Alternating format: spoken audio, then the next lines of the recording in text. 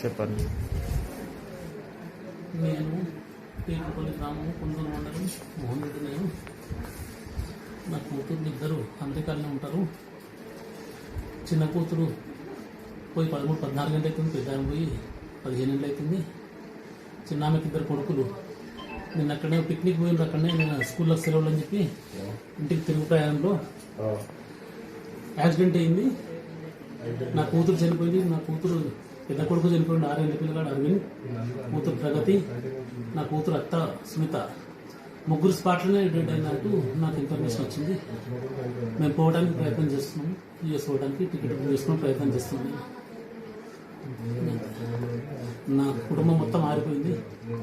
తీరని లోటు నా కుటుంబానికి, నాకు కానీ నా అల్లుడి కుటుంబానికి కానీ వాళ్ళకు కూడా ఎవరు లేదు. నా అల్లుడి కుటుంబాన్ని కూడా అందరు చనిపోయారు. నా కుటుంబానికి కూడా తీరని లోటు.